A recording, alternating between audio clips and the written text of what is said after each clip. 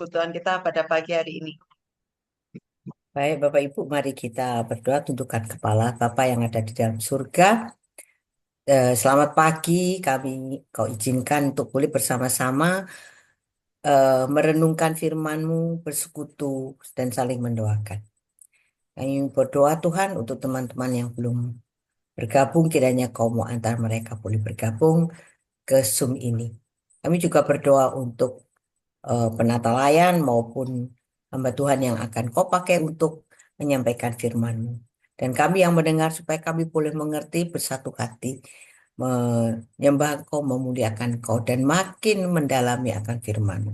Dan semua itu boleh kami terapkan di dalam kehidupan kami, sehingga kami boleh berubah menjadi manusia baru di dalam Engkau. Terima kasih ya Yesus, Yesus. hanya di dalam namamu kami alaskan doa ini. Amin. Amin. Terima kasih Bu Ira. Ya, selamat pagi Bu Asima Siotang. Selamat hadir Bu Mariana. Puji Tuhan boleh join. Shalom. Pak Christian, terima kasih kehadirannya. Terima Untuk kasih. waktu selanjutnya saya persilakan Kak Mirna, kita akan memuji Tuhan. Baik Bu Jenis, terima kasih. Shalom, selamat pagi Shalom. Bapak Ibu. Shalom. Oke. Ya, harapan dan doa saya kita semuanya selalu dalam keadaan yang terbaik. Amin. Amin. Namun ya sekalipun di antara kita mungkin sudah ada yang mungkin fisiknya sudah mulai melemah karena usia, tetap kita membawa hati kita, pengharapan kita kepada Dia yang menjadi sumber segala-galanya dalam hidup kita. Amin Bapak Ibu.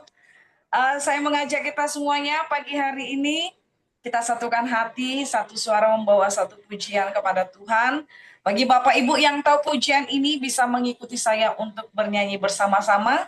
Dan minta tolong Kak Joshua untuk dapat putarkan video pujiannya. Terima kasih.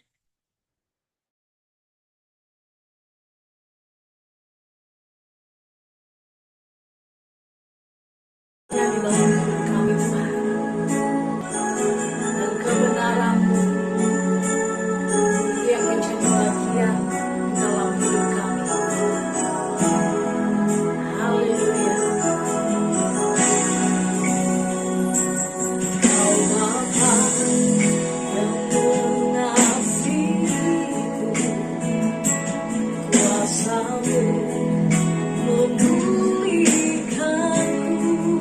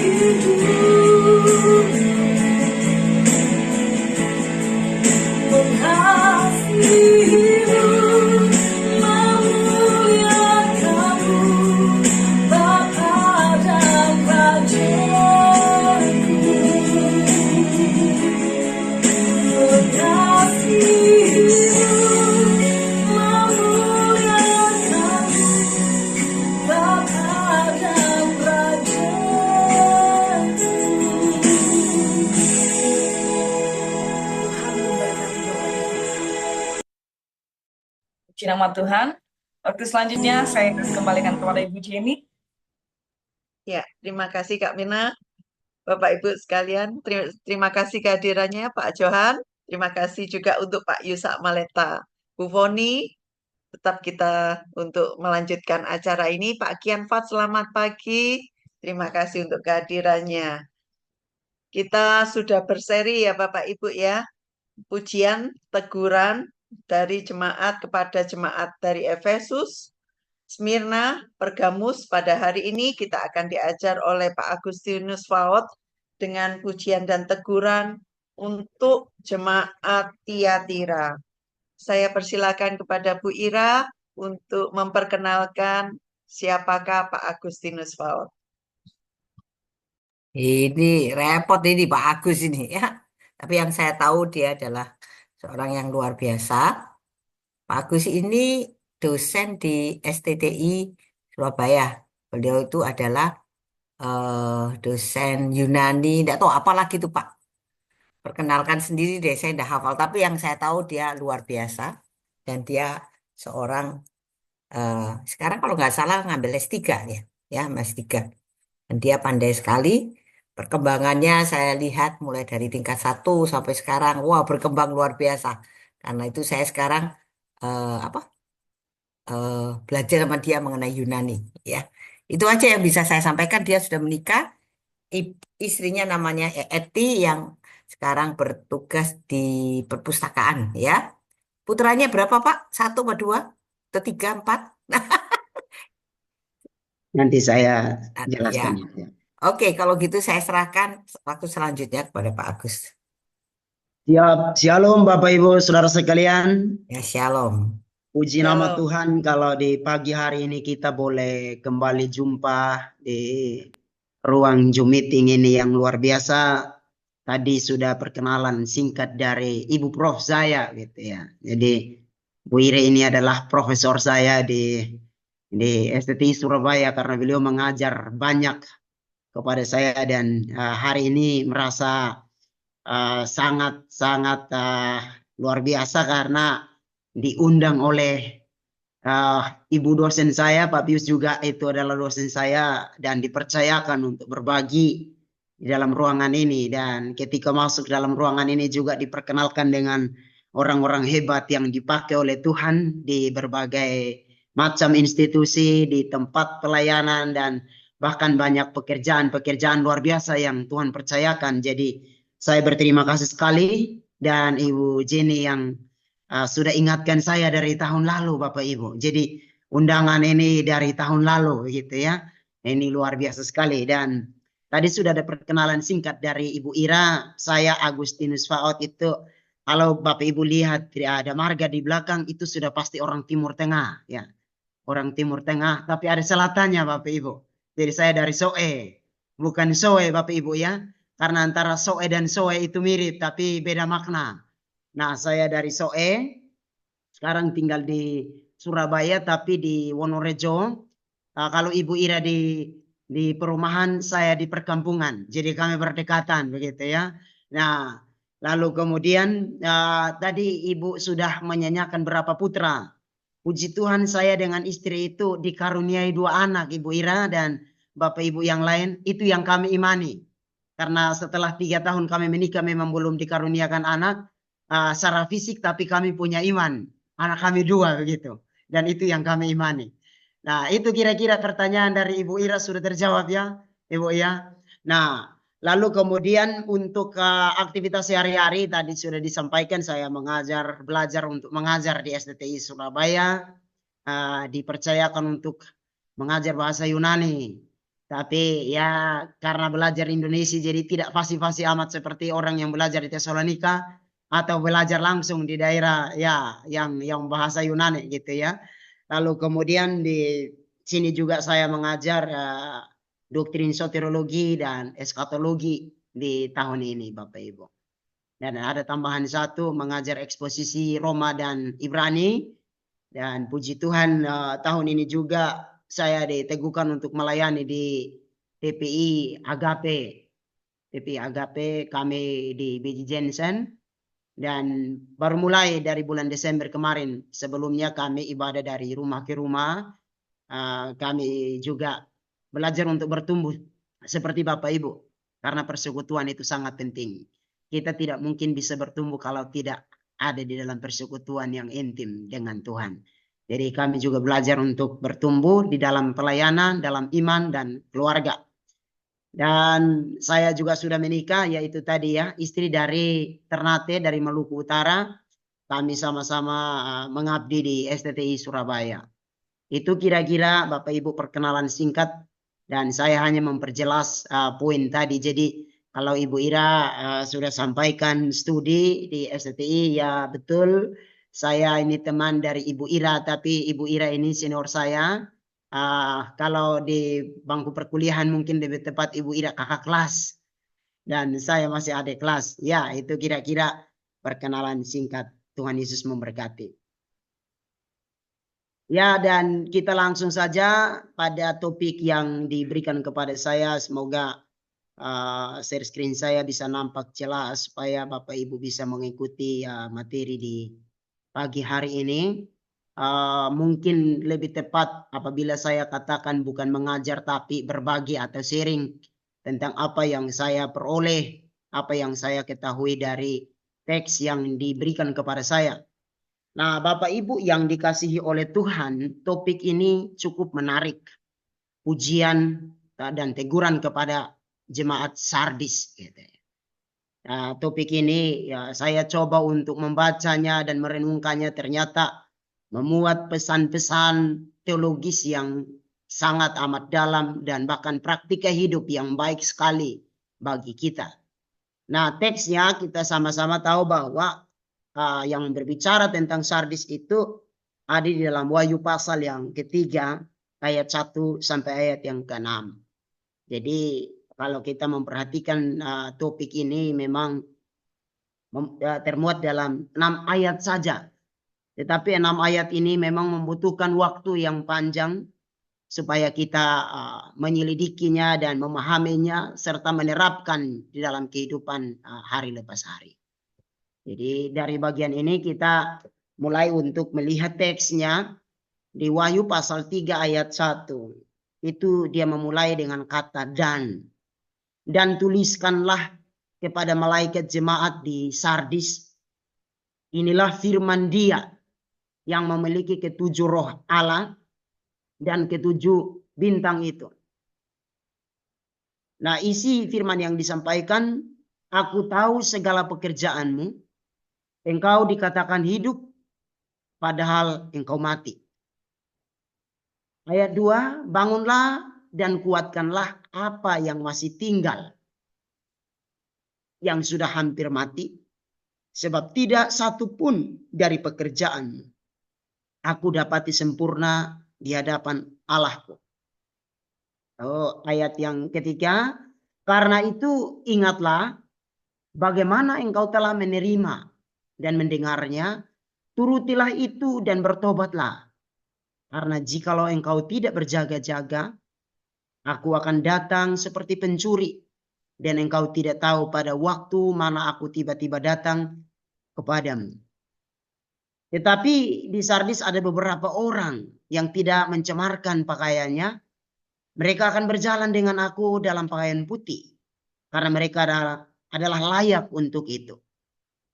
Barang siapa menang, ia akan dikenakan pakaian putih yang demikian. Aku tidak akan menghapus namanya dari kitab kehidupan, melainkan aku akan mengaku namanya di hadapan Bapakku dan di hadapan para malaikatnya. Ayat yang ke-6, siapa bertelinga, hendaklah ia mendengarkan apa yang dikatakan Roh kepada jemaat-jemaat. Jadi ini yang tertulis di dalam teks Alkitab yang sudah kita baca. Bapak Ibu yang dikasihi oleh Tuhan, memang kalau kita melihat kitab Wahyu ini unik. Kenapa unik? Karena kitab ini dituliskan oleh Rasul Yohanes. Sebagaimana diperkenalkan atau disebutkan dalam Wahyu pasal 1 ayat 1 dan pasal 1 ayat 4. Kalau Bapak Ibu memperhatikan penyebutan-penyebutan, lalu di ayat 2 itu juga mengungkapkannya tentang nama Yohanes. Jadi kalau kita lihat, Yohanes menerima penglihatan ini ketika ia berada di Pulau Patmos. Jadi kalau mau dibilang tempat penulisannya ini berada di pulau yang pada waktu itu pulau yang paling terasing, karena memang kita tahu bersama waktu Rasul Yohanes ini sudah dihukum digoreng dalam wajan minyak yang mendidih tapi tidak mati, sehingga harus dibuang ke Pulau Patmos. Dan di tempat inilah Tuhan membawanya untuk Tuhan menampakkan diri kepadanya, lalu kemudian Yohanes juga melihat banyak hal yang Tuhan kerjakan. Dan di dalam tempat ini, di bagian inilah Yohanes menerima penglihatan-penglihatan untuk menuliskan teks ini. Nah, karena itu di tempat ini Yohanes menyaksikan semua perbuatan ajaib yang Tuhan nyatakan baginya. Nah, yang lebih menarik kalau Bapak Ibu memperhatikan, kita kan selain dari melihat dari siapa penulisnya, kita perlu tahu siapa penulisnya. Siapa penerimanya. Siapa yang menerima teks ini. Nah, di dalam teks yang kita baca, penerima dari kitab Wahyu itu disebutkan ketujuh jemaat di Asia Kecil yang diperlihatkan dalam pasal 2 dan pasal 3. Jadi kalau kita baca pasal 2 dan pasal 3, pasal 2 ayat 1 di sana disebutkan jemaat di Efesus. Lalu kemudian Bapak Ibu pasti sudah mendalaminya bahwa jemaat di Efesus ini ditegur karena meninggalkan kasih mula-mula. Cinta mula-mula mereka kepada Tuhan mulai pudar. Karena itu mereka ditegur, diingatkan untuk kembali. Lalu kemudian jemaat Smyrna di pasal 2 ayat 8 sampai ayat yang ke-11 juga mendapatkan ujian dan teguran. Lalu ada jemaat Pergamus di pasal 2 ayat 12 sampai ayat yang ke-17. Lalu ada penyebutan lagi Tiatira di pasal 2 ayat 18 sampai ayat yang ke-29. Dan sekarang kita sampai di sini. Sardis. Bukan sadis Bapak Ibu ya. Sardis dan sadis itu agak mirip tapi beda makna gitu ya. Nah, Sardis itu khusus di pasal 3 ayat 1 sampai ayat yang ke-6. Dan nanti saya akan bagi lagi di pasal 3 ayat 1 sampai 6 itu ada bagian-bagian kecil yang perlu kita lihat dari isi teks ini. Lalu di bagian ke-6 itu ada Philadelphia di pasal 3 ayat yang ke-7 sampai ayat yang ke-13. Lalu ada Laodikia pasal 3 ayat 14 sampai ayat yang ke-20. Dan nanti dalam bagian ini Bapak Ibu akan lihat semua mendapatkan pujian dan teguran terkecuali satu Laodikia yang memang tidak mendapatkan pujian seperti yang lainnya.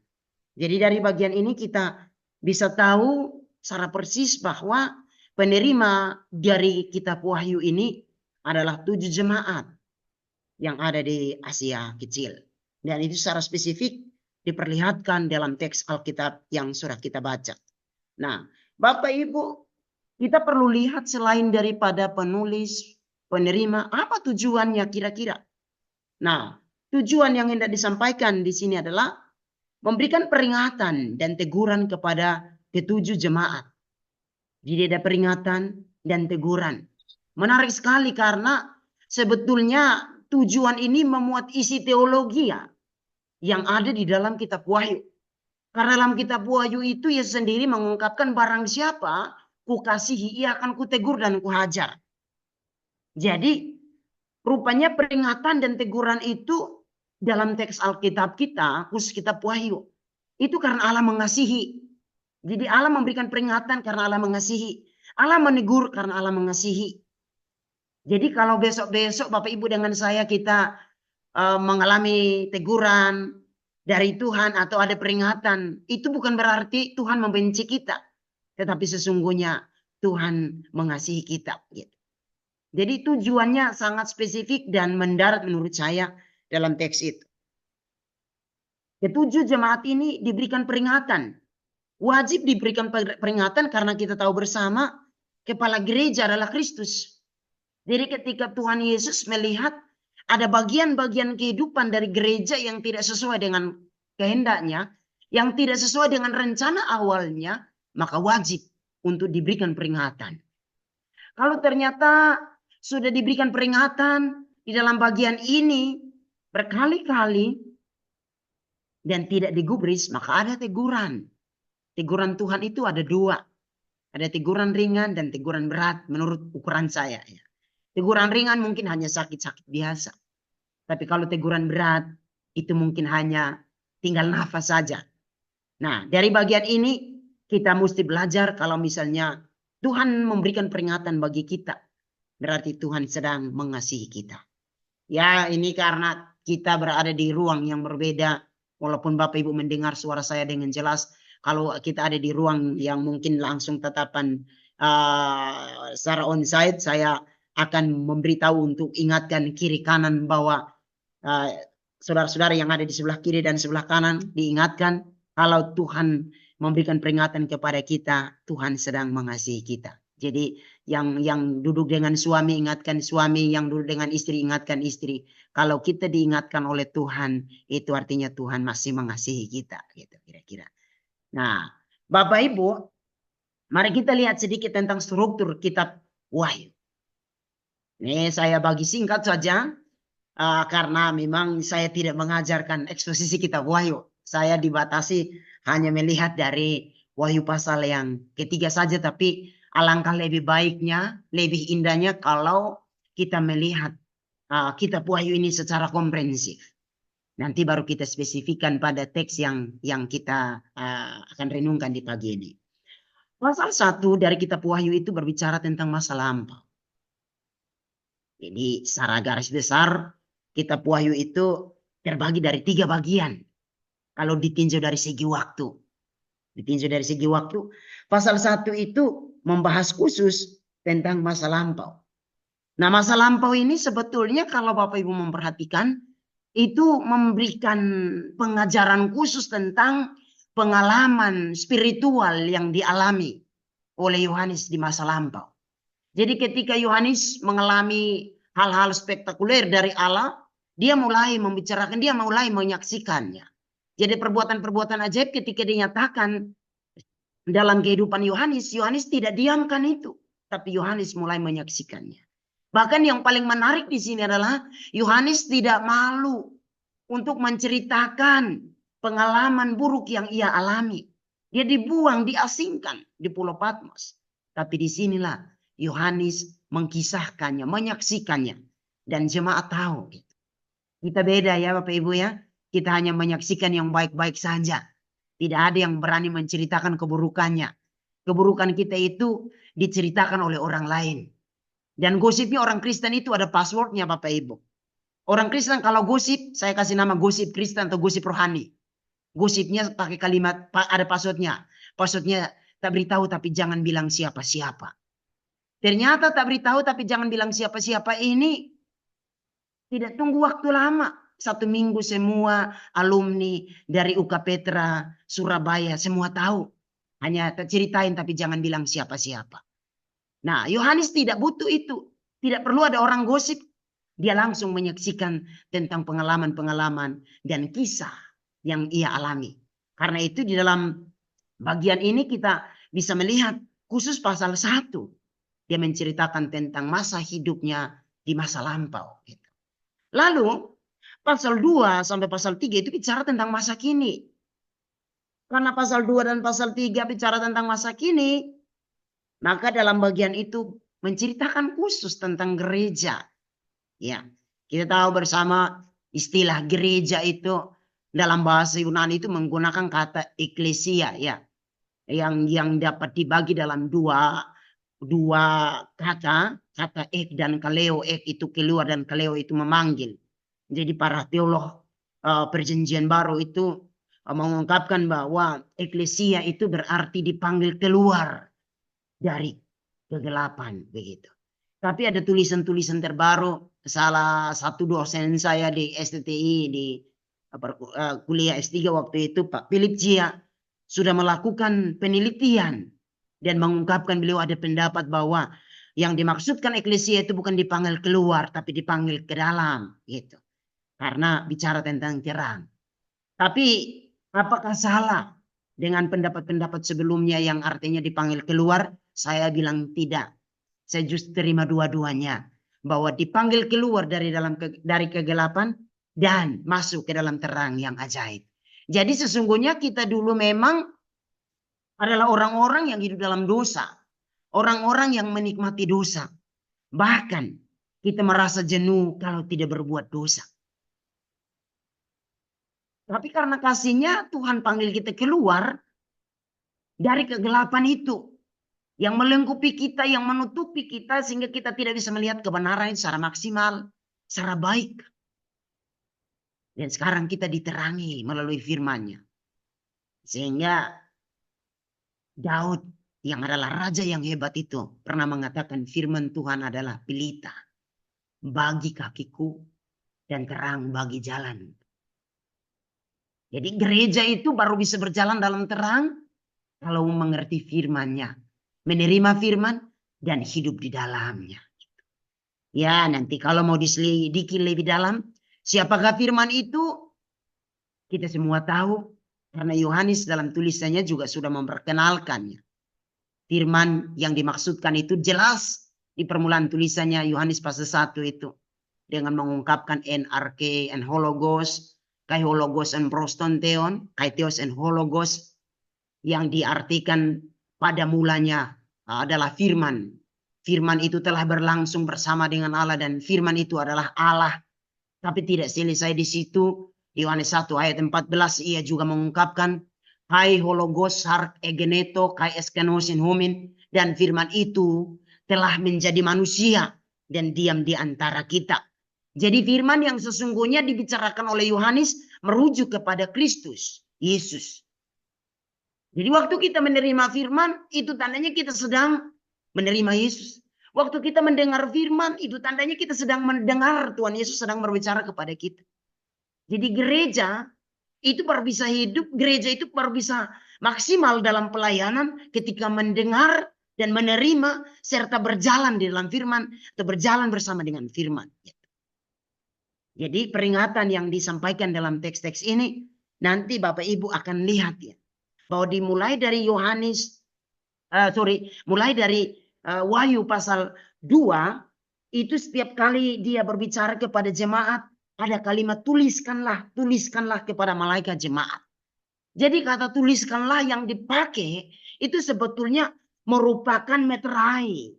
Bahwa firman itu perlu dimateraikan di dalam hati dan pikiran jemaat Tuhan. Sehingga kita berupaya untuk menghindari kesaksian-kesaksian yang berlebihan. Karena firman Tuhan itu yang membuat orang hidup. Firman Tuhan itu yang mengokohkan kita. Maka gereja yang kuat dan kokoh itu bukan terletak pada gedung. Tapi terletak pada sejauh mana kita mendalami firman Allah. Pendalaman firman Allah itu memang membutuhkan waktu yang panjang. Membutuhkan energi. Membutuhkan pikiran yang dalam. Dan mungkin akan menyita banyak waktu kita. Nah ini ya yang perlu kita lihat di dalam Wahyu. Pasal yang kedua sampai pasal yang ketiga. Karena ketika dia memulai setiap kalimat awal. Dan tuliskanlah. Itu diulangi berkali-kali. Dan dalam ilmu menafsir Alkitab, ketika pernyataan yang dilakukan berulang-ulang dalam teks, itu berarti penting sekali. Karena penting sekali untuk didalami, maka di sini ada bagiannya. Tuliskanlah kepada malaikat jemaat. Jadi tertuju kepada hamba-hamba Tuhan yang melayani di dalam jemaat ketujuh jemaat ini. Nah, saudara yang dikasih oleh Tuhan cukup menarik karena di dalam pasal 2 dan pasal 3 ini bicara tentang masa sekarang. Kita gereja ada di masa sekarang. Kalau begitu teguran itu tidak hanya berlaku bagi ketujuh jemaat ini, tapi teguran ini juga perlu kita lihat dalam gereja kita masing-masing. Ya, saat saya lihat di perkenalan awal, saya tidak tahu banyak tentang latar belakang Bapak Ibu dari gereja mana saja. Tetapi semua kita yang hari ini mengaku percaya Yesus Kristus, walaupun kita berbeda denominasi, tetapi kita harus punya satu tujuan, yakni memuliakan Kristus di dalam hidup kita. Perbedaan denominasi tidak boleh menjadi tembok pemisah bagi kita untuk tidak melakukan persekutuan. Karena tubuh Kristus wajib untuk bersekutu. Tubuh Kristus wajib untuk memiliki tujuan yang satu dan sama, yakni Kristus dimuliakan di dalam hidup kita. Maka di dalam pasal 2 dan pasal 3 penekanan-penekanan ini sebetulnya dari ketujuh jemaat itu ada gambaran-gambaran yang sama dengan kita, yang sama di masa kita sekarang. Banyak, kalau misalnya Bapak perhatikan Efesus yang ditegur karena kehilangan kasih mula-mula. Sama dengan kita sekarang. Gereja tidak lagi fokus kepada kasih kepada Kristus, tapi gereja hanya fokus kepada kemewahan dan seterusnya. Maka dari bagian ini kita disadarkan. Apakah membangun gedung yang mewah tidak boleh? Boleh. Saya tidak melarang itu. Tetapi ingat bahwa kasih yang sesungguhnya bukan itu. Kasih yang sesungguhnya adalah harus melekat dan punya keintiman dengan Allah. Mengenal Kristus dari waktu ke waktu. Bukan hanya di masa-masa tertentu.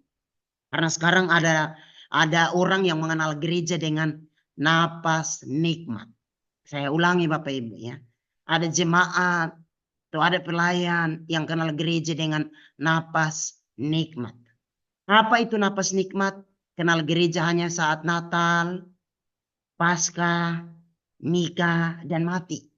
Mohon maaf apabila kata mati terlalu kasar bagi orang Jawa.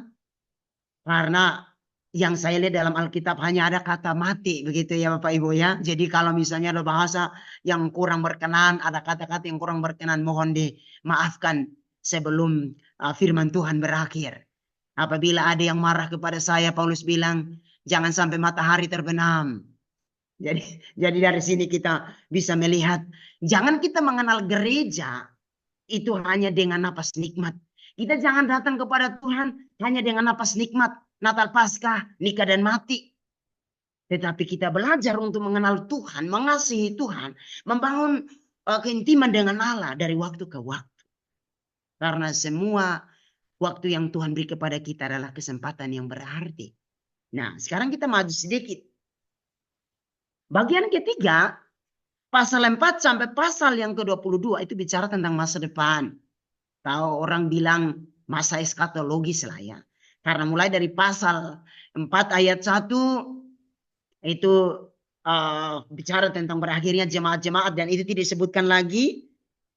Nanti mulai dari pasal 4 ayat 2 sampai pasal 19. Itu bicara tentang peristiwa eskatologis. Dan sampai seterusnya. Kristus datang kembali. Dan kita masuk ke era yang baru. Yakni surga baru dan bumi baru di masa depan. Wahyu pasal 21 dan 22. Jadi ini kira-kira pembagian dari struktur dari kitab Wahyu. Saya bagi 3 saja dan kita akan melihat lebih spesifik dari isi surat kepada jemaat Sardis gitu ya. Jadi kalau tadi itu bagian secara umum, sekarang kita mau lihat isi spesifiknya kepada jemaat di Sardis ini apa, bagiannya seperti apa.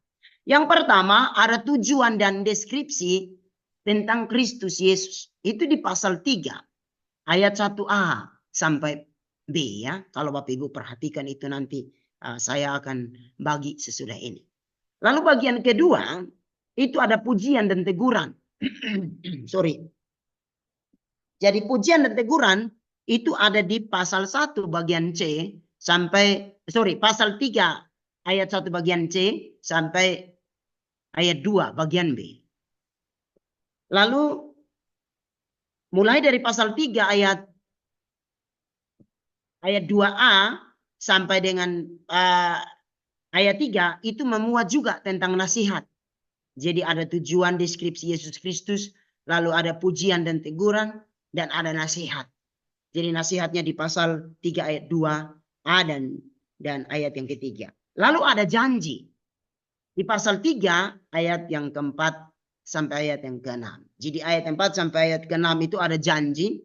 Tapi di bagian-bagian sebelumnya yang tadi kita baca. Misalnya di pasal 1. Pasal 3 ayat 1 itu ada kalimat tuliskanlah kepada malaikat jemaat di Sardis. Lalu inilah firman dia. Nah, kata dia di sini sebetulnya kalau Bapak Ibu memperhatikan kata auto. Dari kata dasar autos itu kata ganti yang sebetulnya digunakan untuk menyebutkan Yesus Kristus. Karena di banyak teks itu kalau Bapak Ibu perhatikan di bagian sebelumnya di pasal 2 itu dia sudah disebutkan sebagai anak Allah. Jadi Yesus Kristus sudah disebutkan di bagian sebelumnya sebagai anak Allah. Maka dalam pengulangan yang hanya menggunakan kata dia. Dan memiliki ketujuh roh Allah. Ini yang perlu kita renungkan supaya kita tidak salah dalam memandang teks ini. Secara teologis, perikop ini terbagi menjadi 2. Yang pertama, Yesus Kristus mengirimkan surat ini kepada jemaat memuat 2 hal ya. Yang pertama memuji umat Kristen yang setia dalam iman dan suka berbuat baik di Sardis. Jadi jemaat yang ada di Sardis ini mereka ada beberapa yang masih setia dalam iman mereka kepada Allah, kepada Yesus Kristus. Dan mereka juga setia dalam berbuat baik atau berkorban. Karena itu kita perlu belajar. Kesetiaan tanpa perbuatan baik kepada orang lain juga itu masih kurang. Iman kita itu masih kurang. Dalam praktiknya ya, iman kita masih kurang. Kalau hanya berbuat baik tanpa setia kepada Kristus, tanpa percaya kepada Kristus juga kurang. Karena itu teman-teman kita di seberang mereka bisa berbuat baik. Mereka bisa bersedekah lebih dari kita. Tetapi mereka kurang satu karena tidak beriman kepada Yesus Kristus. Karena di dalam bagian ini kita perlu belajar, kita perlu mendalaminya supaya kita tidak salah. Nah, kata setia dalam iman itu berarti ada satu ketekunan yang didapatkan dalam kehidupan jemaat di Sardis. Jadi walaupun ada teguran-teguran tapi dari bagian ini juga ada pujian yang sebetulnya diungkapkan. Di tengah-tengah jemaat yang mungkin dominannya jauh daripada Tuhan. Tapi ada sebagian yang masih setia. Saya tidak tahu dalam ruang Zoom ini. Oh, ada kurang lebih 23 peserta yang setia ikut Tuhan. Setia pagi. Walaupun ada kesibukan harus mengerjakan ini, mengerjakan itu. Tapi masih meluangkan waktu. Masih meluangkan waktu untuk setia dalam beribadah. Saya tidak tahu ada berapa alumni yang sudah ditamatkan dari Universitas Kristen Petra. Bapak Ibu bisa menjumlahkannya.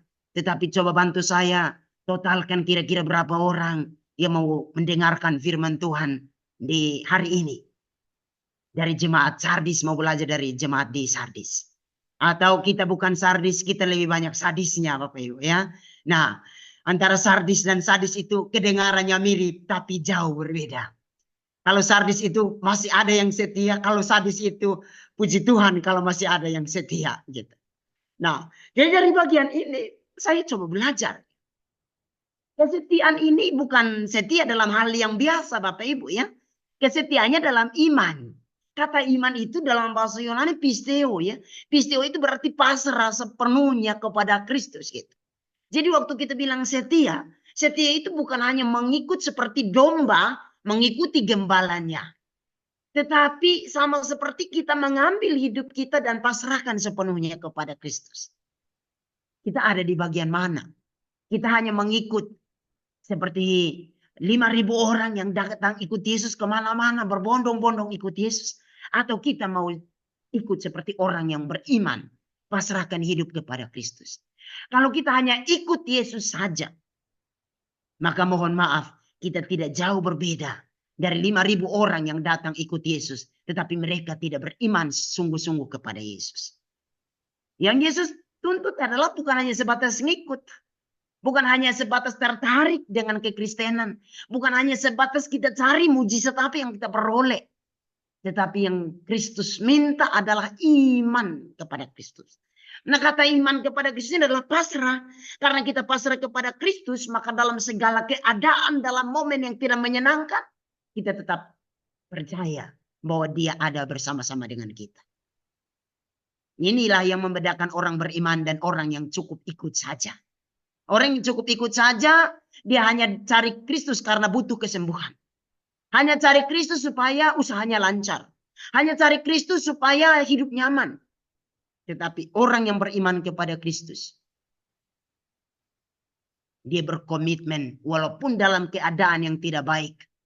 Tetapi ia tetap percaya Kristus pasti menolong. Maka dia tidak mundur. Maju terus melangkah dalam pelayanan yang hebat.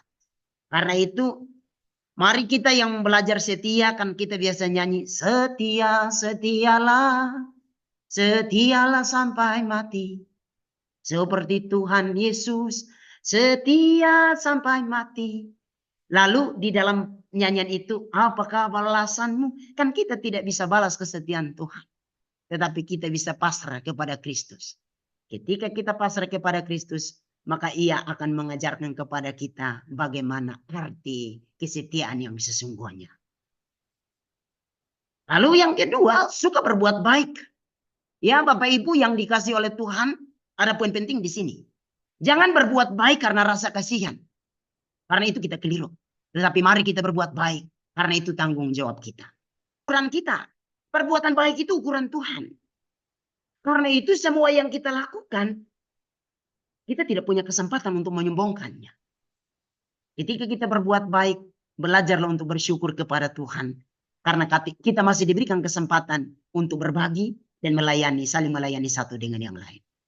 Perbuatan baik dalam kehidupan Kristen, tetapi bukti bahwa saling menolong dan berbagi satu dengan yang lain. Dan kedua ya, di situ ada teguran. Di situ tadi memuji jemaat karena setia dalam iman, yang mungkin mendatangkan pujian. Tetapi sekarang ada tegurannya di sini. Kenapa ada setia dalam iman? Mayoritasnya lalai dengan kesetiaan. Mayoritasnya tidak lagi memasuk gereja masih. Ada berapa anak muda yang masuk dalam gereja? Ada berapa anak muda yang tertarik lagi dengan khotbah? Mereka sekarang hanya tertarik dengan dunia luar dan jauh daripada Tuhan. Nah, siapakah yang bertanggung jawab untuk itu? Saya pikir kita semua yang ada dalam ruangan ini kita punya tanggung jawab yang sama. Yakni panggil pulang mereka yang tersesat. Ya, jadi kita tidak hanya sebatas menjadi orang Kristen. Tugas penginjilan itu bukan hanya tugas Ibu Dr. Ira dan Pak Agus dan mungkin hamba-hamba Tuhan lain. Tugas penginjilan itu adalah tugas kita bersama. Waktu kita wajib menyebarkan amanat agung. Jadikan semua bangsa murid Kristus. Ajarlah mereka melakukan segala sesuatu yang Tuhan Yesus kehendaki. Baru ketahui Kristus menyertai kita sampai akhir zaman atau sampai akhir dunia. Kita enggak, Bapak Ibu. Kita langsung minta Tuhan sertai hambamu, Tuhan sertai hambamu, Tuhan sertai hambamu. Tapi kita tidak melakukan yang Tuhan kehendaki. Mari di hari ini saya mengajak Bapak Ibu Saudara sekalian. Jangan lalai dengan tugas utama kita. Tugas utama kita bukan hanya persekutuan di pagi hari ini. Ini hanya langkah awal. Setelah kita mendengar firman Tuhan, apa yang kita mau lakukan? Setelah kita menerima pengajaran ini, apa yang kita mau lakukan? Apa yang perlu kita kerjakan kepada jemaat? Kalau kita ngomong tidak boleh lalai dalam tugasnya. Yakni setia kepada Kristus, setia beribadah, setia berbuat baik, setia dalam beriman kepada Kristus, setia dalam memuji Tuhan. Maka kita harus ambil keputusan untuk melakukan itu tiap harinya. Lalu Bapak Ibu perhatikan, ini teguran yang nyata kepada jemaat Sardis karena mereka tidak membangun keintiman dengan Allah. Jadi mereka terlihat baik. Di depan banyak orang mereka terlihat baik banget, baik sekali. Kalau orang Jawa mungkin bilang baiknya full sekali gitu ya. Tetapi itu hanya bagian luar, di dalamnya oh tidak sama sekali. Maka dari bagian ini Bapak Ibu, saya sampaikan begini. Apa yang kita bisa petik dari pesan di dalam teks itu? Yang perlu kita pesan adalah jangan haus dengan pujian dari manusia. Karena pujian mereka hanya melihat penampilan luar kita. Tetapi tanyakan kepada Tuhan, apakah hati kita benar baik di hadapan Tuhan atau tidak. Maka di sini keintiman dengan Tuhan sangat penting dan luar biasa. Gitu ya. Nah sekarang saya mau masuk. Tadi itu pendahuluan Bapak Ibu ya. Ini kita baru mau masuk ke dalam teks. Jadi di dalam bagian ini kalau Bapak Ibu memperhatikan spesifiknya. Deskripsi tentang Kristus itu di pasal 3 ayat 1a sampai bagian B. Ada pernyataan ini. Dalam 3 bagian A. Inilah firman Dia yang memiliki ketujuh roh Allah dan ketujuh bintang itu. Ya. Nah, ketujuh roh Allah itu sebetulnya, Bapak Ibu lihat ya, kata 7 itu bicara tentang kesempurnaan, ya, angka kesempurnaan. Lalu roh Allah itu sebetulnya Yohanes sedang memperkenalkan Allah Tritunggal. Kenapa dia memperkenalkan Allah Tritunggal? Karena ketiganya tidak bisa dilihat secara fisik. Maka ia menempatkan ketujuh roh Allah itu merujuk kepada kesempurnaan Allah Tritunggal. Lalu ada ketujuh bintang itu merujuk kepada ketujuh jemaat. Jadi kalau dalam bagian ini Bapak Ibu memperhatikan Dia yang memiliki ketujuh roh Allah dan ketujuh bintang. Perhatikan kata dan.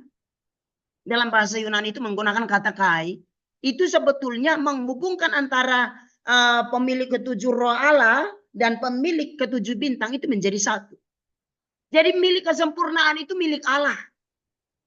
Dan yang menjadi pemilik dari gereja itu juga Allah. Ingat Bapak Ibu yang dikasihi oleh Tuhan. Gereja yang kita punya hari ini. Itu bukan milik kita tapi milik Tuhan. Dan saya mau terjemahkan ya. Kata gereja itu ada 2. Gereja bisa universal yakni berbicara kepada setiap kita. Yang hari ini percaya Yesus. Orang Kristen yang percaya Yesus. Itu juga disebut gereja secara universal. Tetapi ada gereja secara lokal. Itu juga merujuk kepada gedung di mana kita melayani. Merujuk kepada organisasi di mana kita ada. Maka kita mesti tahu di pagi hari ini. Firman Tuhan memberitahu kita dalam Wahyu pasal 3 ayat 1. Bagian A dan B. Bahwa Kristus adalah pemilik kesempurnaan. Dan Kristus adalah pemilik gereja. Karena itu tidak ada yang perlu kita banggakan. Tidak ada yang perlu kita sombongkan sebagai milik kepunyaan kita. Semua adalah milik Kristus. Dan menariknya, karena Dia adalah penguasa. Jika Kristus adalah penguasa atas hidup kita, maka layakkah kita khawatir? Layakkah kita takut, nggak sehat, takut melakukan ini, mau berusaha takut? Layakkah kita takut? Kristus adalah penguasa atas hidup kita. Maka tidak ada yang layak kita takuti. Selain daripada tunduk kepada Yesus Kristus. Karena itu di dalam bagian ini kita bisa dapatkan poin-poin yang penting sekali. Sekarang kita mau lihat bukti kesempurnaan Kristus begitu ya. Nah bukti kesempurnaan sebetulnya terlihat dari pernyataan aku tahu perbuatan-perbuatanmu. Bahwa engkau mempunyai nama, reputasi, engkau hidup. Tetapi sesungguhnya engkau mati. Wah, saat baca teks ini saya coba renungkan kalau saya berhadapan langsung dengan Tuhan Yesus. Lalu Tuhan Yesus ngomong kalimat ini, rasa malunya itu enggak main-main Bapak Ibu.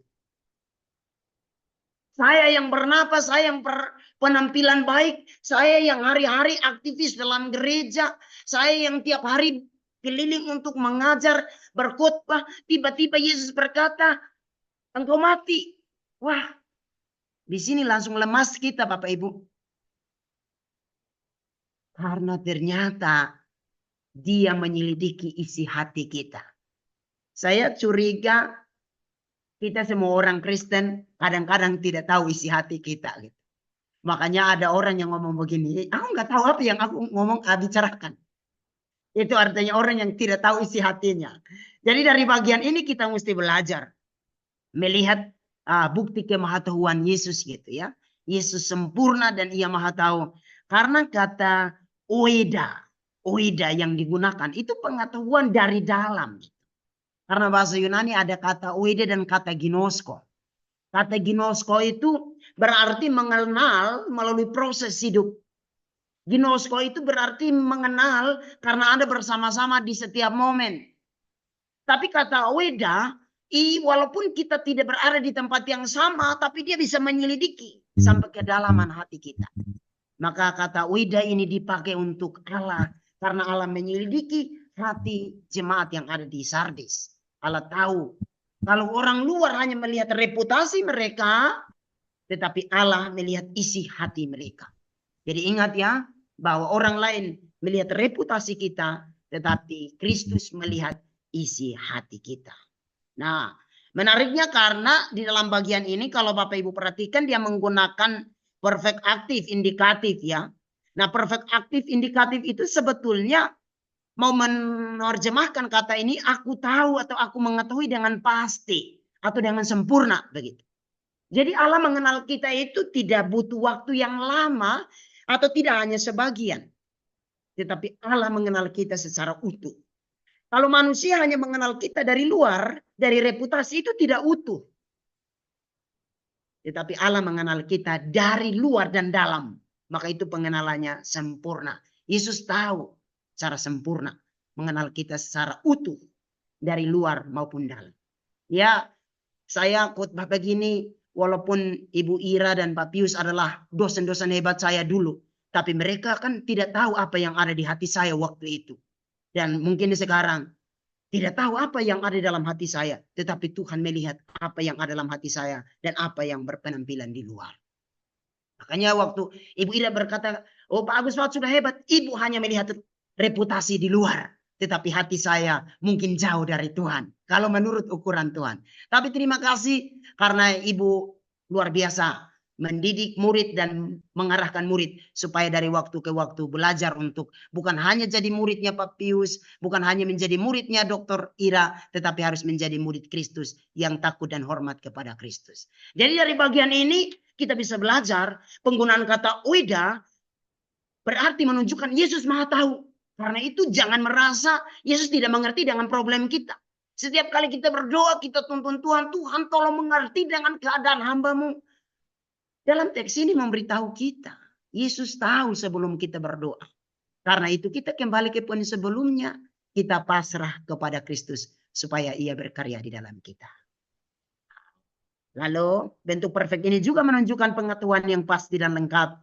Dari Yesus mengenai kondisi jemaat di Sardis. Bapak Ibu lihat ya, walaupun hanya satu kata tetapi kita diberikan pengertian yang dalam bahwa Kristus mengenal kita secara pasti. Mungkin suami istri saja saya tidak jamin mengenal secara pasti ya, tetapi kalau Kristus yang mengenal kita pasti dan tidak meleset dari sasaran yang sesungguhnya. Nah, sekarang kita lihat kata so. Apa yang Kristus kenal dalam bagian ini? Pekerjaanmu atau perbuatan-perbuatan. Dia menggunakan kata so yang dapat diterjemahkan milikmu. Nah, kata ganti kepemilikan dalam bentuk genitif singular ya, dalam bagian tunggal ya. Menunjukkan bahwa Yesus mengetahui pekerjaan atau milik jemaat di Sardis. Semua yang mereka kerjakan, semua yang mereka perbuat karena ada kata ergon nanti. Kata ergon itu menunjukkan praktek hidup mereka sehari-hari itu Tuhan tahu. Tidak ada yang tersembunyi. Mungkin mereka menyembunyikannya bagi jemaat yang lain. Tetapi bagi Tuhan tidak.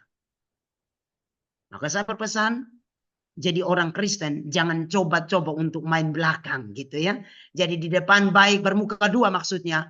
Di depan baik tapi di belakang ceritain jelek-jelekin orang. Jangan coba-coba karena Tuhan tahu siapa Anda. Mungkin saya tidak tahu. Mungkin pengurus-pengurus PD tidak tahu.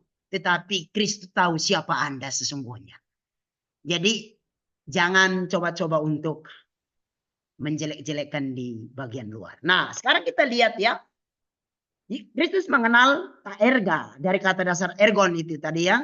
Taerga itu perbuatan-perbuatan. Jadi setiap perbuatan atau pekerjaan sehari-hari Tuhan tahu. Nah, bentuknya di sini menunjukkan jamak. Karena di bagian sebelumnya Tuhan mengetahui semuanya. Tidak ada yang tersembunyi. Karena semua perbuatan yang kita lakukan tetap seperti surat yang terbuka dan terbaca di hadapan Kristus Tuhan kita. Merujuk pada tindakan lahiriah dan aktivitas gereja. yang tampaknya baik di luar, tetapi di dalam tidak. Kita aktif beribadah, kita aktif memimpin pujian, kita aktif khotbah. Saya keliling khotbah, saya aktif melakukan pekerjaan-pekerjaan rohani. Tetapi ternyata Tuhan Yesus ngomong, Agus, walaupun mereka melihat engkau berapi-api, semangat dalam berkhotbah, tapi bagiku engkau mati. Karena ternyata saya tidak intim dengan Tuhan. Maka dari bagian ini, kita belajar untuk membangun keintiman dengan Tuhan. Ya, dari bagian ini saya titipkan pesan. Yesus Kristus mengetahui semua perbuatan yang dilakukan oleh manusia. Karena itu jangan coba-coba bersembunyi di belakang layar. Mari kita nampakkan dan kita jangan buat seperti bunglon untuk berubah-ubah. Ikut Yesus harus setia melakukan kekudusan hidup. Ya, itu dari bagian pertama. Sekarang kita lihat bagian kedua, pujian dan teguran. Pujian dan teguran, Tuhan memberikan pujian yang lebih sedikit kepada jemaat ini dibandingkan dengan jemaat-jemaat lain. Kecuali jemaat di Laodikia yang nanti Bapak Ibu akan pelajari dari besok. Itu yang tidak menerima pujian sama sekali. Tidak mendapatkan pujian. Jadi jangan heran. Walaupun kita sama-sama gereja. Tetapi ada gereja yang dipuji, ada gereja yang tidak dipuji. Jangan protes. Karena itu urusan Tuhan. Sebab Tuhan tahu siapa Anda yang sesungguhnya. Kalau saat dipuji oleh manusia, itu artinya sudah dekat-dekat Tuhan mau tegur. Jadi hindari pujian. Nah, satu-satunya hal yang baik yang ia katakan kepada jemaat Sardis adalah bahwa mereka memiliki reputasi yang baik, yang tampaknya baik di antara jemaat-jemaat lainnya. Tetapi perhatikan. Ada kata hoti bahwa ini sebagai penghubung ya. Hoti onoma eksis, bahwa engkau mempunyai nama atau reputasi. Eksis itu ya. Lalu hoti soes. Nah ses itu dari kata dasar sao, bahwa engkau hidup. Hidup itu kehidupan sehari-hari saja ya. Karena soe dan sao beda ya. Kalau soe itu kehidupan kekal, sao itu kehidupan yang nyata, yang dilihat dari keseharian kita gitu. Jadi ternyata mereka memiliki reputasi dari keseharian mereka seperti jemaat yang hidup, jemaat yang berkembang, jemaat yang aktif. Tetapi Tuhan bilang tidak. Di sini ya, engkau mempunyai nama. Dalam konteks yang dipakai onoma di sini, dalam konteks ini lebih mengarah kepada reputasi dan kesan yang dimiliki orang lain tentang jemaat Sardis. Ternyata orang lain yang melihat mereka itu jemaat yang hidup, tapi bukan Tuhan. Jemaat yang lain lihat Sardis ini hidup, berkembang. Tetapi bagi Tuhan tidak. Maka walaupun organisasi lain melihat kita hidup, tetapi kalau kita tidak intim dengan Tuhan, ia berkata tidak. Ini kira-kira eksis dan seterusnya. Nah sekarang kita lihat ya. Jemaat Sardis ini memiliki reputasi yang dikenal oleh orang lain sebagai gereja yang hidup. Tetapi bagi Tuhan tidak. Nah, sekarang kita lihat di kata soes, bahwa engkau hidup. Sao soes. Mengindikasikan kehidupan yang tampak secara lahiriah. Mungkin dalam bentuk aktivitas gereja. Atau pengaruh di masyarakat. Mereka punya pengaruh karena suka memberi tadi ya. Ada yang memberi. Tapi setelah mereka memberi. Mereka menerima pujian. Menuai pujian. Merasa semua dari mereka bukan dari Tuhan. Maka di sini mereka ditegur. Engkau mati. Secara spiritual mereka mati. Karena mereka tidak sadar bahwa mereka cuma alat yang Tuhan pakai untuk menjadi berkat bagi orang lain. Jadi ingat, kalau hari ini kita masih berbuat baik, kita cuma alat yang Tuhan pakai untuk menjadi berkat bagi orang lain. Kita bukan sumbernya. Kita harus akui Kristus adalah satu-satunya sumber berkat. Nah, ini hanyalah penilaian manusia, bukan realitas di hadapan Tuhan. Sekarang kita lihat ini ya. Penggunaan kata kai, nekroi, ya. Kai, nekroi, tetapi sesungguhnya engkau mati menggunakan kata nekros. Nah, kata mati di sini Bapak Ibu kalau memperhatikannya secara spesifik, itu dimulai dengan kata kai. Nah, karena kata kai ini biasa diterjemahkan dan, tetapi dalam konteks ini lebih baik diterjemahkan tetapi karena mau mengkontraskan keadaan sebelumnya, penilaian sebelumnya dan penilaian sesudahnya. Penilaian sebelumnya itu datang dari jemaat lain, dari orang di luar. Melihat jemaat Sardis ini adalah mereka hidup, tetapi penilaian dari Tuhan mereka mati. Maka kata Kain itu bisa diterjemahkan tetapi sebagai pengkontras. Pengkontras apa? Pengkontras keadaan, pengkontras posisi, pengkontras sifat. Jadi berbeda. Apa yang dilihat oleh manusia berbeda dengan apa yang dilihat oleh Allah. Jadi manusia mungkin melihat kita baik, tetapi Allah melihatnya berbeda. Atau sebaliknya, mungkin orang melihat kita tidak baik sama sekali. Gambar dan rupa tidak baik sama sekali. Tetapi di hadapan Tuhan kita bisa baik kalau kita seturut dengan kehendaknya. Itu. Ya, nekros itu mati digunakan dalam bentuk nominatif, penegasannya. Lalu kata itu adalah present aktif indikatif, itu dapat diterjemahkan engkau adalah mati. Lebih tepatnya ada terjemahan kata ini. Karena ini saya sebut dengan kata kerja kopula. Karena kata kerja kopula itu perlu ditambahkan kata adalah untuk menunjukkan status mereka. Jadi kalau orang luar melihat mereka hidup, tetapi karena ada kata kerja kopula, memberikan penegasan mereka adalah mati. Jadi status mereka itu mati di ukuran Tuhan. Jadi dari bagian ini kita dapatkan pesan-pesan yang penting. Posisi kita perlu kita recheck dari waktu ke waktu supaya kita tahu siapa kita di hadapan Tuhan. Cek posisi masing-masing itu menurut firman Tuhan. Sekarang kita lihat Yesus menegaskan bahwa secara rohani jemaat Sardis mati meskipun di luar tampaknya hidup. Ya, ini mungkin ya Bapak Ibu ya, yang orang Indonesia Timur itu mohon maaf sekali lagi, mohon maaf. Orang Indonesia Timur itu bilang mayat berjalan gitu ya. Pernah dengar Bapak Ibu ya, mayat berjalan. Nah, mayat berjalan itu yang secara fisik itu hidup, jalan, ngomong, berdiskusi tapi rohaninya mati gitu kira-kira. Nah, jadi dari bagian ini kita bisa mendapatkan poin-poin penting yang dikembangkan dalam teks ini. Sekarang kita lihat reputasi versus realitas. Hidup secara eksternal. Aktif dalam pelayanan, terkenal ya, disegani dalam komunitas. Wah, apa kabar Pak? Lama tak jumpa Pak. Disegani sekali. Tetapi ternyata kita tidak punya keintiman dengan Tuhan. Kita tetap dikatakan mampu. Perspektif Tuhan melihat rohani. Ini adalah peringatan serius terhadap jati dalam Kristus. Mari kita memiliki kehidupan yang sejati dalam Kristus. Yakni beriman, membangun keintiman dengan Tuhan. Supaya kita juga bisa masuk dalam kategori yang mendapatkan pujian itu ya. Pujian dari Tuhan bukan dari manusia. Biar ketika Tuhan datang dapatkan kita setia menjadi anggota persekutuan alumni Universitas Kristen Petra. Setia sampai Tuhan panggil.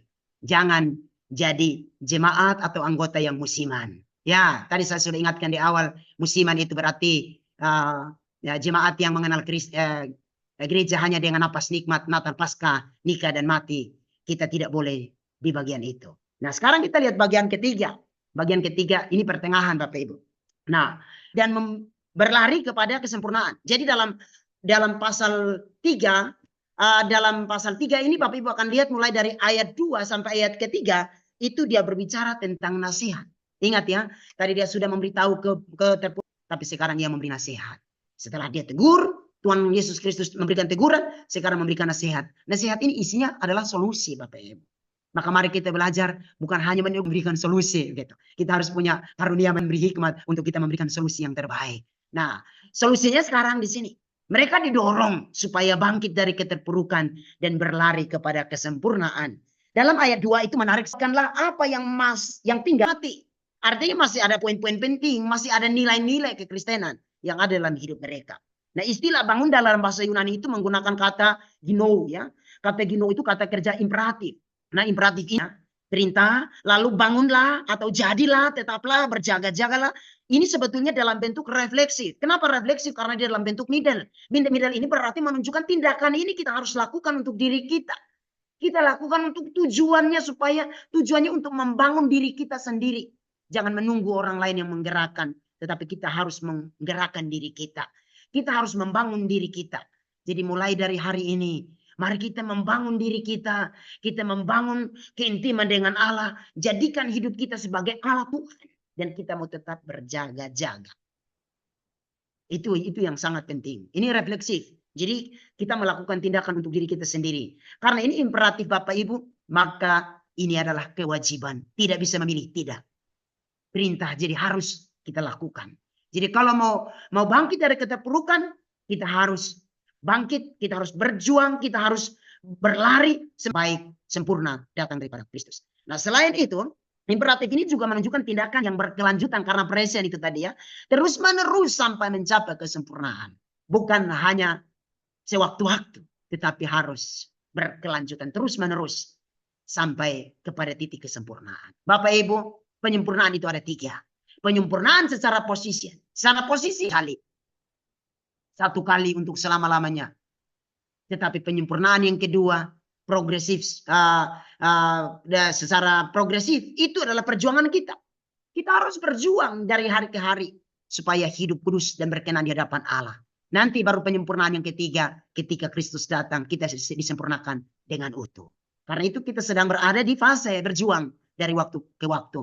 Maka perjuangan ini harus terus menerus. Ingat ya, karena Wahyu pasal sedang berada di fase itu, berjuang dari hari ke hari untuk meraih kesempurnaan di hadapan Tuhan. Ketika Ia datang, Ia mendapati kita setia itu tadi.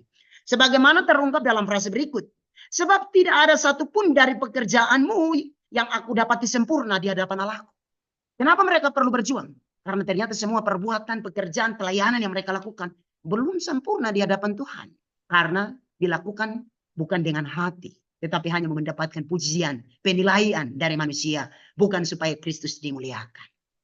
Maka dari bagian ini ada teguran, ada peringatan. Mereka diingatkan sempurna di hadapan Allah. Nah, sekarang kita lihat Bapak Ibu, pasal 3 ayat 3 memulai dengan kata ini. Resumtif ya. Jadi karena itu, dia menggunakan karena itu, ingatlah. Bagaimana engkau telah menerima dan mendengar. Kalau sudah menerima dan mendengar, apa perintahnya? Turutilah. Apakah hanya sebatas turuti? Dan bertobatlah. Karena jika engkau tidak berjaga-jaga, tahu pada waktu mana aku tiba-tiba datang kepadamu. Ingat, ini pernyataan Yesus. Semua orang Kristen kita tahu bahwa Kristus akan datang segera. Dan membawa upah untuk membalas kepada setiap orang menurut perbuatannya. Maka kita diingatkan di dalam poin ini untuk berjuang dari waktu ke waktu. Nah, tapi berjuang dalam waktu ke waktu ini harus hidup seturut dengan apa yang sudah kita terima. Yang sudah diterima oleh jemaat adalah pengajaran-pengajaran firman Allah. Tentang kesetiaan, tentang iman yang kokoh, menaruh harapan kepada Kristus. Mereka sudah menerima berita ini. Mereka sudah mendengar berita ini. Dan bahkan kalau kata bertobatlah ini bukan sesuatu yang baru. Kalau kita lihat kata bertobatlah, itu sudah disampaikan dalam sepanjang perjanjian lama. Bahkan Bapak Ibu lihat, sebelum Yesus Kristus melayani, ada Yohanes Pembaptis yang mendahului Yesus mempersiapkan jalan bagi Yesus. Dia mulai pertama kali, dia serukan bertobatlah dan berilah dirimu dibaptis. Yang diserukan pertama adalah pertobatan. Lalu kita maju di zaman Yesus. Yesus maju pun Yesus ngomong kalimat yang sama. Bertobatlah dan beri dirimu dibaptis. Bertobatlah sebab kerajaan surga sudah dekat. Murid-murid dalam khotbah-khotbah mereka juga bertobatlah sebab kerajaan surga sudah dekat. Lalu Paulus dalam sepanjang pelayanannya kalau kita baca kisah Rasul. Bertobatlah sebab kerajaan surga sudah dekat. Perhatikan, saya mau katakan begini. Perjanjian baru memulai dengan pertobatan. Pertengahan dengan pertobatan. Dan bahkan ditutup dalam kitab Wahyu dengan pertobatan. Berarti pertobatan itu tidak hanya di satu tempat. Tetapi itu harus berjuang dari waktu ke waktu. Lahir baru hanya sekali. Tetapi pertobatan itu butuh proses dari waktu ke waktu. Dari hari ke hari. Jadi kita bisa melihat dari garisnya. Pertobatan dari awal perjanjian baru. Pertengahan perjanjian baru. Dan bahkan di akhir perjanjian baru kitab Wahyu. Sebagai penutup. Juga berbicara tentang pertobatan. Nah, turutilah juga diungkapkan lagi di sini. Karena dia memberikan alasan. Kenapa kita mesti mengingat semua pengajaran Yesus? Dan kenapa kita turuti? Ingat, tadi saya sempat singgung di Matius. Dia berkata kepada murid-murid. Karena itu pergilah jadikanlah semua bangsa murid. Baptislah mereka dalam nama Bapa dan Anak dan Roh Kudus. Dan ajarlah mereka melakukan apa yang telah kuperintahkan kepadamu. Dan ketahuilah aku menyertai engkau sampai akhir zaman. Nah, yang perlu kita lakukan, kita turuti adalah pengajaran-pengajaran dari firman Allah. Firman Allah mengajarkan pertobatan. Mari kita berjuang untuk bertobat. Karena jikalau engkau tidak berjaga-jaga, aku akan datang segera. Ternyata Bapak Ibu, kita baru dikatakan seorang security rohani seorang penjaga rohani kalau kita bertobat, kita turuti dan mengingat pengajaran-pengajaran firman Allah. Kita tidak bisa menjadi penjaga yang setia kalau 3 hal yang di atas ini kita tidak bisa lakukan. Kita tidak ingat kapan dan janjinya tentang kapan ia datang. Kita tidak mau turuti apa yang diajarkan dan kita tidak mau berbalik dari kehidupan lama kita. Kita dikatakan orang yang tidak berjaga-jaga. Dan ingat, kedatangan Kristus seperti pencuri. Maksudnya bukan Yesus datang mencuri ya, tapi ini merujuk kepada waktu yang tidak ada satupun manusia tahu kapan ia datang. Kami sebagai hamba Tuhan khotbah, tapi kami tidak bisa tentukan kapan Tuhan datang. Kalau ada orang yang berani tentukan hari apa, jam berapa Kristus datang, maka itu pasti heresi, itu pasti bidat, itu pasti penyesat. Karena Alkitab tidak memberitahukan kapan Kristus datang. Dan dalam bagian ini bicara tentang aku akan datang kepadamu secara tiba-tiba. Jadi Kristus akan datang secara tiba-tiba. Tidak ada yang tahu. Karena kita tidak tahu kapan Kristus datang. Maka mari kita ingat semua kebaikannya. Ajaran firman-Nya kita turuti. Dan kita bertobat dari waktu ke waktu. Supaya ketika ia datang kita setia hidup dalam kebenaran. Ingatkan kiri kanan. Katakan setia dalam kebenaran. Nah, Bapak Ibu yang dikasih oleh Tuhan, ini yang terakhir dan yang paling terakhir sudah. Di dalam teks ini kalau Bapak Ibu lihat janji. Pasal 3 ayat 4 sampai ayat yang ke-6. Yesus Kristus mengulurkan berkat bagi beberapa orang yang setia di jemaat untuk mendorong yang lain bertobat. Pakaian putih melambangkan pekerjaan seorang yang murni dan bebas dari dosa. Kalau dalam kitab Wahyu ya, berarti ini bicara tentang, bisa juga tentang kekudusan atau kemurnian. Seseorang yang sudah bebas dari dosa. Tidak ada lagi ikatan dari dosa. Nah menariknya, hanya orang-orang Kristen yang setia kepada Kristus yang dapat menikmati persekutuan intim dengannya. Berjalanlah dengan aku dalam ayat keempat. Kalau kita tidak intim dengan Kristus, maka kita tidak bisa berjalan bersama-sama dengan Dia. Ingat, Kristus Yesus adalah gembala agung kita. Selain dari pendeta jemaat yang sekarang mungkin memimpin gereja, ketua atau pengurus di persekutuan ini, ada Kristus yang adalah gembala agung sedang berjalan bersama-sama dengan kita. Dengan siapa? Dengan mereka yang setia kepada Kristus. Bagi Bapak Ibu yang setia, Kristus akan bersama-sama dengan kita. Nah, berjalan dalam kemenangan bersama Kristus pada hari kemenangannya, ikut ambil bagian dalam proses kemenangannya. Ini kira-kira yang dipresentasikan dalam ayat 4 sampai ayat yang ke-6. Nah, implikasi teologis apa yang kira-kira kita peroleh dari teks-teks ini? Dalam teks ini bukan hanya perintah satu kali, tetapi ajakan untuk terus-menerus berada dalam keadaan berjaga-jaga secara rohani. Karena itu, saya mungkin 1 jam lebih presentasikan tentang kehidupan jemaat Sardis. Tetapi sekarang Bapak Ibu perhatikan. Kita sebagai jemaat yang ada di zaman sekarang. Kita juga punya kewajiban diperintahkan. Untuk terus-menerus berada dalam keadaan berjaga-jaga secara rohani. Jangan panik dengan keadaan dunia. Jangan panik dengan keadaan ekonomi sekarang. Jangan panik dengan sakit penyakit. Jangan panik dengan fenomena alam. Karena semuanya harus terjadi. Itu janji firman Tuhan. Di sini kita tahu bahwa apa yang Tuhan Allah janjikan. Itu ya dan amin. Yang perlu kita jaga adalah kerohanian kita dengan Tuhan. Mari kita jaga hubungan kita dengan Tuhan. Jam doa kita.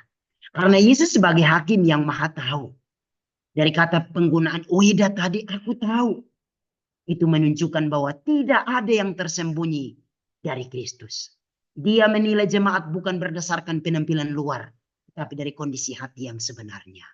Kristus tahu siapa kita dari hati kita. Maka jangan berkamuflase. Kita sama-sama mau terbuka, mau jujur dalam pelayanan, mau berkembang dalam pelayanan. Kita tidak mau hanya seperti jemaat yang ada di Sardis. Dari jemaat Sardis kita belajar untuk memetik poin-poin yang baik. Mereka bisa setia, mereka bisa berbuat baik.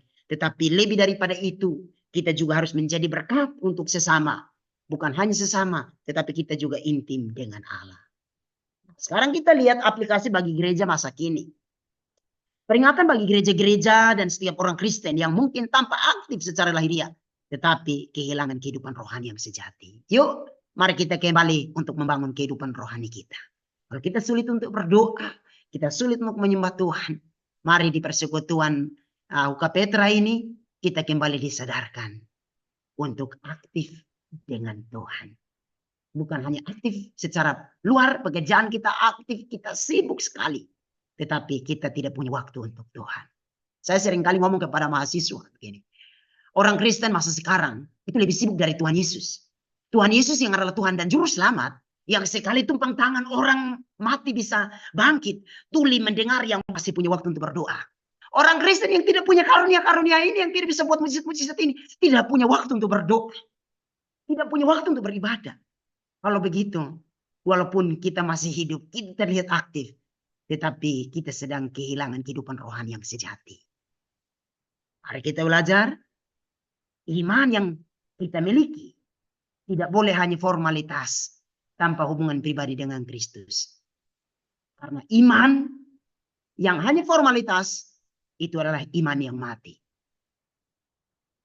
Karena kita hanya datang duduk yang tadi, datang ke gereja, ikut selesai pulang, yang penting liturginya selesai pulang. Kita harus membangun hubungan intim dengan Kristus. Ya, itu kira-kira. Nah, ini pesan terakhir ya Bapak Ibu ya. Yesus mengetahui dengan pasti keadaan rohani jemaat Sardis. Mereka memiliki reputasi sebagai gereja yang hidup, tetapi realitas mereka secara rohani mati. Tidak diukur dari aktivitas lahiriah, tetapi dari hubungan yang nyata dengan Kristus Yesus Tuhan kita. Jadi, Bapak Ibu bisa melihat kehidupan rohani yang sejati bukan hanya dilihat dari lahiriah, tetapi ada keintiman dengan Allah. Bangunlah keintiman dengan Tuhan supaya kita merasakan sentuhan-sentuhan rohani yang Ia nyatakan bagi kita. Nah, kita bisa lihat kita diperingatkan agar tidak hanya terlihat baik secara lahiriah, tetapi kita harus sadar kita dipanggil untuk tetap waspada dan bertobat sebab kerajaan surga sudah dekat. Kedatangan Kristus untuk hidup dalam kekudusan dan kesetiaan. Jadi kita mesti selain dari bertobat, wajib hidup dalam kekudusan dan kesetiaan. Jaga kekudusan dan jaga kesetiaan dengan Tuhan. Kudus dan setia menanti kedatangan Kristus. Kiranya firman Tuhan dapat menguatkan dan memberkati kita di pagi hari ini. Mohon maaf sekali lagi apabila dalam nada agak keras, saya tidak marah Bapak Ibu. Karena kami di Indonesia Timur itu rumah jauh-jauh, jadi kami ngomong itu memang harus agak keras. Tetapi keras itu merupakan rasa kasih sayang dan cinta saya terhadap Bapak Ibu Saudara sekalian. Saya sangat mengasihi Bapak Ibu, maka saya sampaikan dengan suara yang seperti itu. Saya tidak marah, itu sudah paling lembut Bapak Ibu. Sudah paling lembut. Ibu Dokter Ira tahu, jadi saya walaupun tidak pakai mic, Bapak Ibu pasti bisa dengar kok. Apalagi pakai mic, menjadi berkat untuk kita semua. Tuhan Yesus memberkati. Saya kembalikan kepada Bu Jenny. Terima kasih Pak Fahod.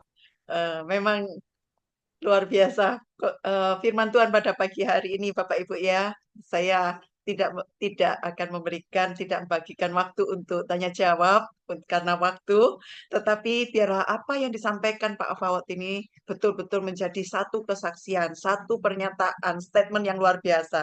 Iman sejati itu bukan hanya soal reputasi, tetapi harus nyata di hadapan Tuhan. Ujian itu bukan berkelompok, bukan berjamaah, tetapi pribadi lepas pribadi. Pagi hari ini harus bertobat, harus berjaga-jaga, karena perjuangan itu adalah proses untuk mendapatkan progres. Progres yang bagaimana itu tergantung dari kita masing-masing. Harus selalu berjaga-jaga dan tidak lengah dalam rohani, dan bertobat sebelum terlambat, agar tidak kehilangan kesempatan keselamatan yang daripada Tuhan. Mari kita akan berdoa syafaat Bapak Ibu. Dengan kasih, Bu Hosea masih ada di dalam Zoom ini. Bu Hosea, selamat pagi Bu Hosea. Ya, Bu Hosea minta doa Bu Hosea. Tolong dukung doa untuk Faraday, biarlah tetap terus bisa untuk setia, punya motivasi, punya visi, punya misi, yang fokusnya hanya kepada Tuhan, bukan untuk mencari nama dan lain sebagainya, tetapi memang untuk menjangkau jiwa-jiwa supaya betul-betul mereka merasakan sentuhan kasih dari Tuhan sendiri. itu akan didoakan oleh Bu Osea. Kami membutuhkan dukungan doa, dana, dan daya. Jadi Bapak Ibu yang ingin melayani di Faraday pun nanti Bapak Ibu boleh untuk menyampaikan atau japri kepada saya. Yang kedua dengan kasih Pak Christian. Shalom Pak Christian. Ya, shalom Bu Jenny. Pak Christian, tolong dukung doa untuk hamba-hamba Tuhan, pelayan-pelayan Tuhan, dimanapun mereka berada, supaya tidak memuliakan diri sendiri atau untuk mencari nama, untuk membuat gedung gereja semakin besar, tetapi mari betul-betul punya motivasi yang sungguh-sungguh di dalam Tuhan, untuk kembali seperti peringatan pada pagi hari ini yang disampaikan oleh Pak Faot. Dan juga untuk setiap STT, pengajar-pengajar, ataupun orang-orang hamba-hamba Tuhan. Dan juga peringatan untuk jemaat.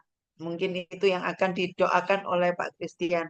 Dan yang terakhir akan ditutup doa oleh Pak Faot untuk berdoa untuk menyelesaikan persekutuan kita dan doa berkat untuk setiap kita yang hadir, bahkan yang mendengar di dalam YouTube. Saya persilakan kepada Ibu Osea, Pak Christian, dan Pak Agustinus.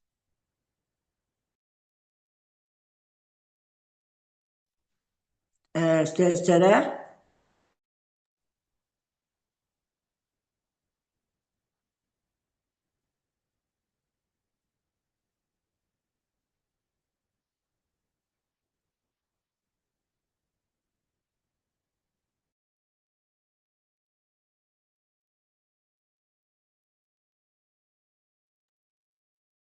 Bu Osea, suaranya nggak terdengar.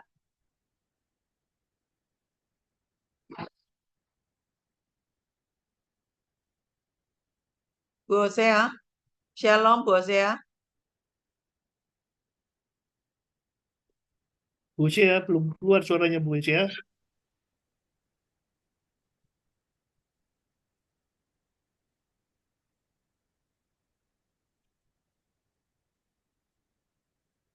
Oke, saya persilakan kepada Pak Christian lebih dahulu ya. Mari kita satu dalam doa.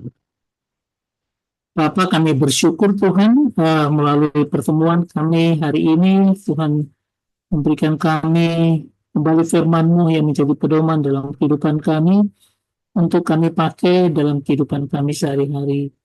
Tuhan, tolong dan topang kami Tuhan sebagai hamba-hamba Tuhan, kami mau serahkan ke dalam tangan Tuhan, agar kami boleh memberikan jati diri yang sebenarnya anak-anak Tuhan, hamba-hamba-Mu Tuhan, yang berdasarkan firman-Mu selalu setia melakukan akan semua aktivitas kami berdasarkan anugerah dan karya-Mu Tuhan melalui firman-Mu.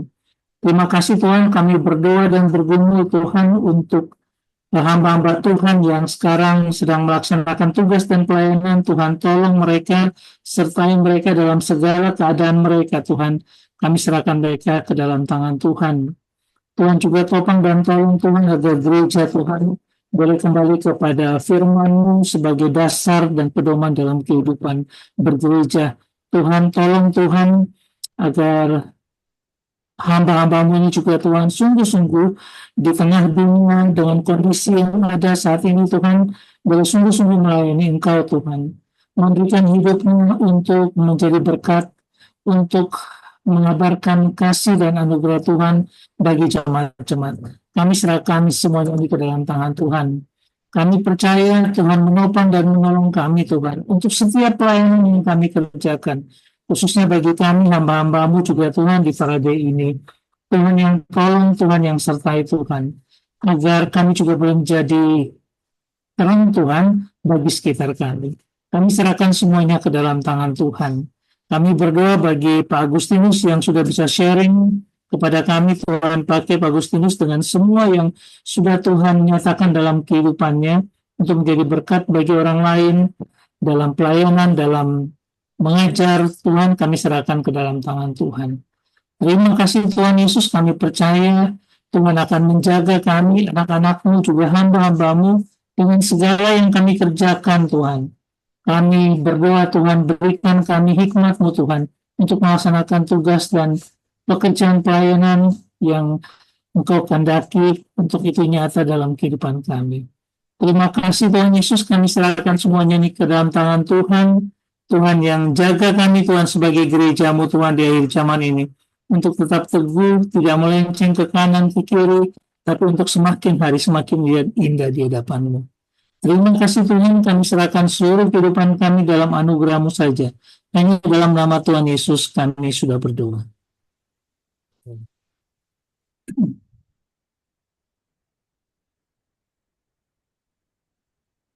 Silakan Pak Paut.